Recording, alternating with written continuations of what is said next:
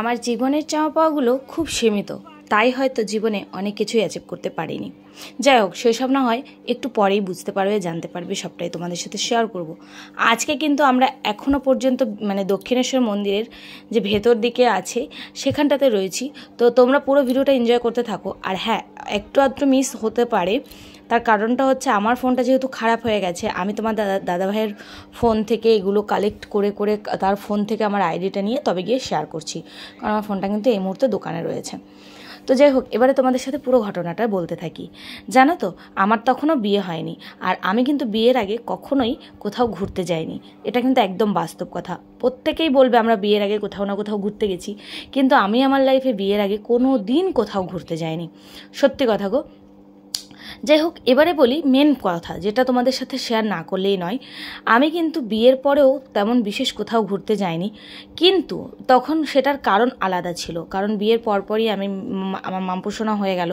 এবার মামপোষণা ভীষণ ছোট ছিল। আমার বা তোমার দাদাভাইয়ের বরাবরই স্বপ্ন ছিল মামপোষণা একটু বড় হবে, যখন ওকে নিয়ে কোথাও যাব আমরা, ও যেন সেই জায়গাটা মনে রাখতে পারে। কারণ আমরা তো একই জায়গায় বারবার যেতে পারবো না, মধ্যবিত্ত ফ্যামিলি আমরা, বারবার এক জায়গায় তো ঘুরতে যাওয়া সম্ভব না। এই সব ভাবনা চিন্তা করে মামপোষণা যখন একটু বড় হলো, ধরো মামপোষণা তখন হয়তো মেবি ক্লাস 5 কি 4 পড়ে, 5এই পড়ে হয়তো, তখনই আমরা কিন্তু ঘুরতে যাওয়া স্টার্ট করলাম। হ্যাঁ, আজকে 3 বছর হয়ে গেল আমি ইউটিউবে এসেছি, কিন্তু 3 বছরের মধ্যে কিন্তু কোথাও আমরা ঘুরতে যাইনি, এটাও একদম সত্যি কথা। কিন্তু 3 বছর আগে আমরা একই সাথে কিন্তু অনেক জায়গাতে ঘুরতে গেছি। যেমন দীঘা গেছি, মন্দারমণি গেছি, সুন্দরবন গেছি, পুরুলিয়া গেছি, তারপরে কয়েকটা জায়গাতে ঘুরতে যাওয়া হয়েছে। কিন্তু তখন আমি কিন্তু ইউটিউব ভিডিও করতাম না, যে কারণে আমি কিন্তু শেয়ার করতে পারিনি তোমাদের সাথে সেই দৃশ্যগুলো। তো এটা কিন্তু ইউটিউবে আসার পর এটা আমার ফার্স্ট ট্রাভেল ব্লগ বলতে পারো, যেখানে আমি ঘুরতে গেছি। যেমন এর আগের পার্টটা তোমরা দেখেছো, আমি দক্ষিণেশ্বরে ঘুরলাম ফার্স্টে। তো এবারে কিন্তু আমি বেলুড় মঠ যাচ্ছি। হ্যাঁ, তোমরা অনেকেই গেস করতে পেরেছো, আমাকে পুতুল দিদিভাই বলেছো যে তোমাদের কি দিদিভাই তুমি যে দক্ষিণেশ্বর আসবে, তো তুমি আমাকে বললে আগে তোমার সাথে আমি দেখা করতাম। সরি গো দিদিভাই, আমার একদম মাথাতে ছিল না যে তোমার বাড়ি দক্ষিণেশ্বরের কাছাকাছি। কারণ হ্যাঁ, তোমার সাথে আমার পার্সোনাল কথা হয়, কিন্তু সেইভাবে তো আসলে অনেক টেনশনের মধ্যে যাচ্ছি, একের পর এক। আমাদের এখানে মেন টার্গেট ছিল মায়ের মন্দিরে পুজোটা দেওয়ার। এবার সেটা আমি বুঝতে পারি, আর আমি আগে থেকে জানিয়েও দিইনি। তাই তুমি কিন্তু রাগ করো না, এরপরে যখন যাব নেক্সট টাইম যাওয়ার তো ইচ্ছা আছে, আর যেতে তো হবেই ওদিকে, তো অবশ্যই আমি তোমাদের সাথে শেয়ার করব। এবারে আরেকটা প্রশ্নের উত্তর দেবো। আমাকে একটা দিদিভাই কমেন্ট করেছে, তুমি কি ফ্ল্যাট কিনেছো? না গো, ফ্ল্যাট আমি কিনিনি, সেই সৌভাগ্য আমার এখনও পর্যন্ত হয়নি। আর আমি ফ্ল্যাট কেনার স্বপ্ন আমি দেখিও না কখনো, কারণ আমার বরাবরই স্বপ্ন একটাই আছে, যে আমার একটা নিজস্ব বাড়ি হবে। অন্য কারোর বাড়ি না, বাবার বাড়ি, শ্বশুর বাড়ি, কারোর বাড়ি না, আমার নিজের একটা বাড়ি হবে, একটুখানি জায়গার ওপরে, মাটির ঘর হোক, কিন্তু আমার নিজের হবে। এটা আমার বড় একটা স্বপ্ন। তো আমি সেই স্বপ্নটা পূরণ করতে জানি না পারবো কি না আদৌ। তাই আকাশ ছোঁয়া স্বপ্ন আমি কখনোই দেখি না, আর দেখার চেষ্টাও আমি করি না। আমি শুধু ভাবি হয়তো আমার থেকেও অনেক মানুষ আছে যারা খারাপ আছে, তাদের সাথে আমি আমাকে তুলনা করি। আমি কখনোই ভাবি না আমার থেকে যারা ভালো আছে তাদের সাথে কম্পেয়ার করাটা আমি বা আমার বর দুজনে কেউই পছন্দ করি না। আমরা এটাই মনে করি আমাদের কাছে যতটুকু আছে ততটুকুতেই আমরা শান্তি, আর ততটুকুতেই সন্তুষ্ট থাকার চেষ্টা করি।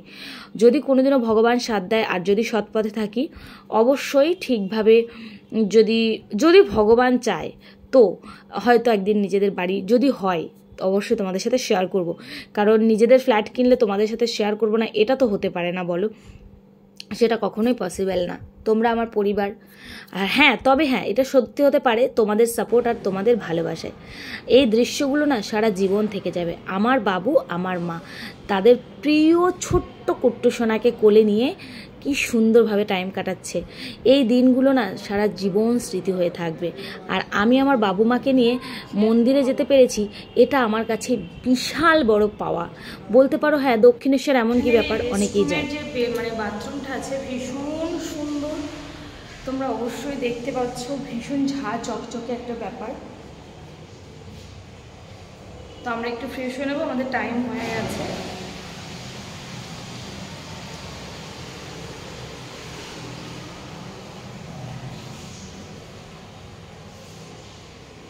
আমি তো প্রথমেই বলেছি অনেকের সাথে আমি কখনোই কম্পেয়ার করি না আর পছন্দও করি না।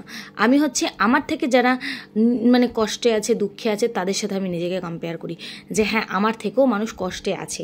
তাই আমার কাছে এই দক্ষিণেশ্বর, বেলুড় মঠ এই জায়গাগুলোই কিন্তু ভীষণ ভীষণ ইম্পর্টেন্ট মনে হয়েছে। আমি এগুলোকে মানে হাতে আমি আকাশ ছুঁতে পেরেছি এরকম লাগছে, কারণ কোথাও তো বেরোনো হয় না, আর নিজের পয়সায় বেরোনোর একটা আলাদাই শান্তি। যাই হোক, সেসব কথা না হয় অন্য কোনো দিন আবার তোমাদের সাথে শেয়ার করব। আমার বাবু মা একসাথে ঘুরছে, আমার খুব ভালো লাগছে। আমি, আমার বর, আমার মেয়েরা একসাথে ঘুরতে পারছি, এর থেকে আনন্দের আর কিছু নেই। তবে হ্যাঁ, একটাই কথা বলবো, তোমরা যদি সাথে থাকো, তোমরা যদি পাশে থাকো, সবটাই সম্ভব হবে। জানো তো, মনের মধ্যে অনেকটাই দুঃখ, অনেকটাই কষ্ট রয়েছে। যদিও সবার মতো ভিডিও করতে পারি না, তাহলে হয়তো আজকে প্রত্যেক মাসে আমি ইউটিউব পেমেন্ট তুলতে পারতাম যদি সবার মতো ভিডিও করতে পারতাম, কিন্তু সেটা তো পসিবল না, কারণ সবার মতো ভিডিও করা আমার পক্ষে সম্ভব না। আর হ্যাঁ, মিথ্যে কথা বলেও ভিডিও করতে পারবো না। তাই যতটুকু শেয়ার করি তোমাদের সাথে, সত্যি যেটুকু ঘটে থাকে সেটুকুই শেয়ার করি। হ্যাঁ, বিশেষ এমন কিছু কিছু ঘটনা আছে যেটা আমার সাথে ঘটে যায়, সেগুলো শেয়ার করি না, কারণ হয়তো সেটা ফ্যামিলির প্রবলেম হতে পারে বা অনেক সাইড এফেক্ট পড়তে পারে। ফ্যামিলি বলতে দেখো, আমার আপনজন, আমার বাবা মা, আমার বর ছাড়া আর আমার 2 মেয়ে ছাড়া আমার আপনজন বলতে কেউ নেই। তাই আমি সেই সব অন্য কোনো মানুষদের কথা মাথাতেও নিই না আর ভাবিও না। কিন্তু আমি ভাবি যে আমি যেটুকু করব সেটুকু সৎ পথে করব। আজকে 3 বছর ধরে আমি ইউটিউবে আছি, কোনো নোংরামও আজ পর্যন্ত করিনি। কিন্তু যখন আমি ফার্স্ট টাইম ইউটিউবে আসি, আমাকে কিন্তু শুনতে হয়েছে আমি ইউটিউবে এসে নোংরামি করছি। যাই হোক, সেসব কথা আমি গায়ে মাখি না, যে যেরকম তার চিন্তাধারা সেরকম হবে, এটা তো স্বাভাবিক বিষয় বলো। আর জানো তো, আজকে আমার একটা জিনিস ভীষণ ভালো লাগছে, আজকে প্রায় 1 বছর পর আমি আবার পেমেন্ট পাবো, ইউটিউব পেমেন্ট। তো ইউটিউব পেমেন্ট হাতে পাবো এ মাসে।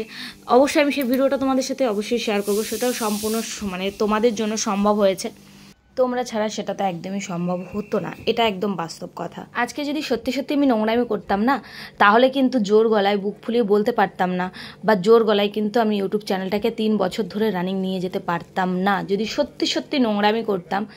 আজকে ভীষণ ভালো লাগছে যে এই কথাগুলো যে উপযুক্ত জবাব আমি দিতে পারছি, কারণ আমাকে শুনতে হয়েছে আমি নোংরামি করেছি ইউটিউবে এসে। তো আমি জানি না আমি কি নোংরামি করেছি, তোমরা কি জানো কেউ যে আমি সত্যি সত্যি নোংরামি করেছি কিনা? আমার জানা নেই।